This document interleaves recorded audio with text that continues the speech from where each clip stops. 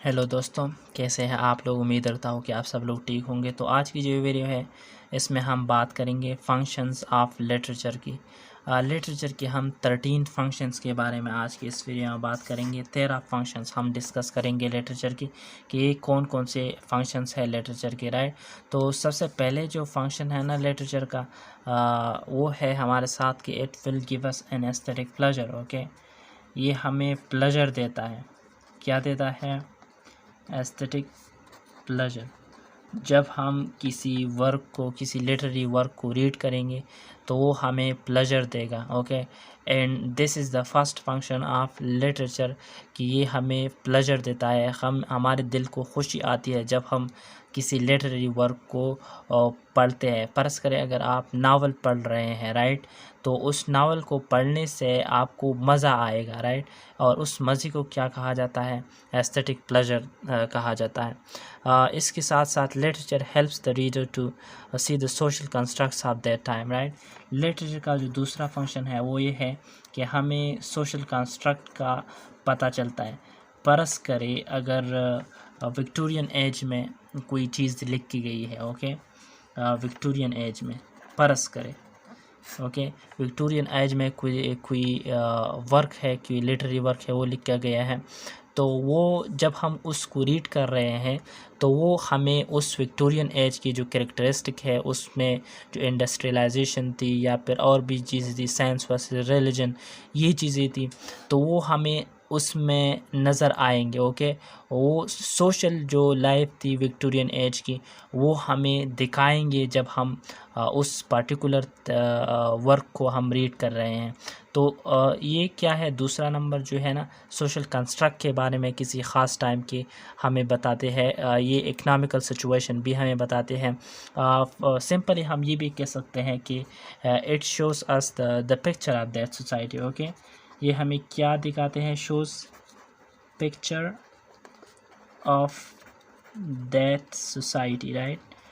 उस सोसाइटी का पूरा पिक्चर हमें बताते हैं, क्योंकि literature is the reflection of society, right. So ये दूसरा हमारे साथ हुआ।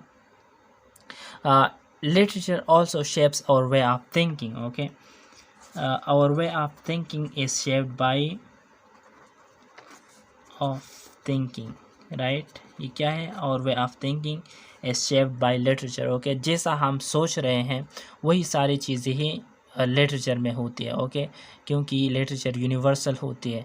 हमारी जो फीलिंग्स है वो हमें लिटरेचर में भी मिल सकते हैं, हमारी जो सोच है वो हमें लिटरेचर में मिल सकती है।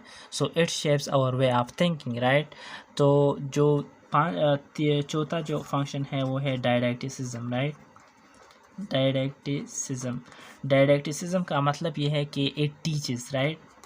ये जो लिटरेचर है ना, ये हमें टीच करता है, ये हमें अच्छे और बुरे का तमीज़ सिखाता है, राइट। इससे हम बहुत कुछ लर्न कर सकते हैं। फ़र्ज़ करें अगर आप कोई बुक पढ़ रहे हैं, कोई नावल पढ़ रहे हैं, या जो भी लिटरेरी वर्क है, लिटरेरी पीस है, आप उसको पढ़ रहे हैं, तो जब आप उनको कंप्लीट कर लें तो आपको बहुत कुछ उससे आप बहुत कुछ उससे सीख गए हुए होंगे। So this is what we call didacticism. Okay, ये हमें ज़िंदगी गुजारने का तरीका बताते हैं। ओके, कि और ज़िंदगी के बारे में सब कुछ बताते हैं कि ज़िंदगी में क्या क्या हो सकता है, ओके, आपके साथ। So it teaches us, right. Literature जो है ना, ये हमें टीच करता है।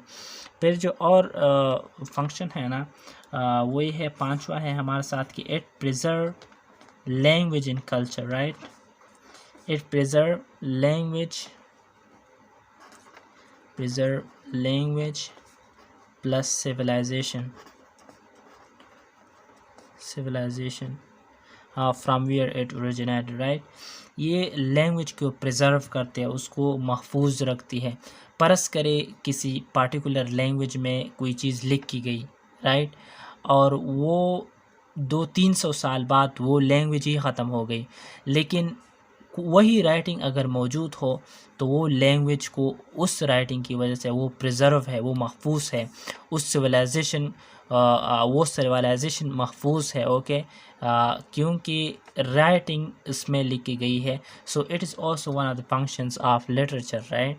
सो फिर इसके बाद है हमारे साथ कि जो छठा है वो ये है कि it makes us familiar with traditions and folklore, right. ये हमें दूसरों की जो ट्रेडिशंस होती है, दूसरों की जो फॉल्कलोर होती है, उससे हमें फेमिलियर रखते हैं, ओके, कि उस पर्टिकुलर सोसाइटी में क्या हो रहा है, उनकी ट्रेडिशंस क्या है, राइट। ये हमें उस पर्टिकुलर सोसाइटी की बुक पढ़ने से, किसी लिटरेरी वर्क पढ़ने से, पोएम पढ़ने से हमें उनकी ट्रेडिशंस के बारे में बहुत कुछ मालूम हो सकता है, राइट। तो फिर इसके बाद है हमारे साथ कि it has a subsidiary function as well, okay. इसका कौन सा फंक्शन है? सब्सिडियरी फंक्शन भी इसका है। सब्सिडियरी फंक्शन का मतलब ये है कि प्रोपेगेंडा, ओके।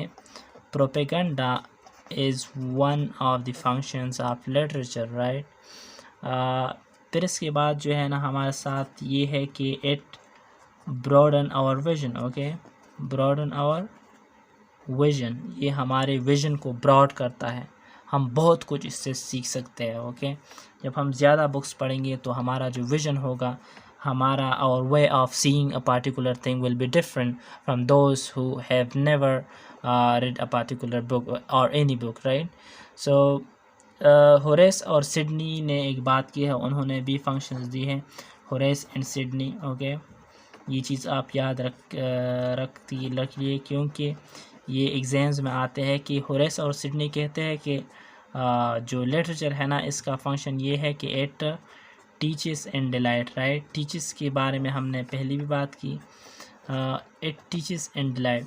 अब जो क्वेश्चन आपके जहन में आ गया हुआ होगा कि ज़्यादातर लोग इसको नहीं समझते, ये इससे रिलेटेड नहीं है, लेकिन फिर भी मैं आपको बताता हूँ प्लेजर और डिलाइट में क्या फ़र्क होता है। What is the difference between pleasure plus delight, okay.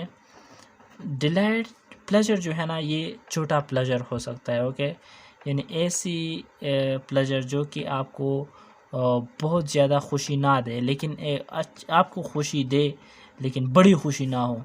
और ये जो डिलाइट होती है ना, ये बड़ी खुशी होती है, यानी a great pleasure, right. So this is the difference between these two, right. So Horace और सिडनी ये कहते हैं कि जो लिटरेचर है ना, it teaches and delight. Delight का मतलब क्या है कि it gives us a great pleasure as well, right. So जो 10th नंबर है जो फंक्शन है इसका, वो ये है कि it makes us humble, right. It makes us humble, ये हमें हम्बल बनाते हैं लिटरेचर। सो ये चंद इम्पॉर्टेंट फंक्शंस थे लिटरेचर की। तो उम्मीद रखता हूँ कि आपको अच्छी लगी हुई होगी ये जो वीडियो है। And if you have any question regarding this, so you can ask that question in the comments below, and I will try to answer that particular question that you have asked. And thank you so much for watching the video.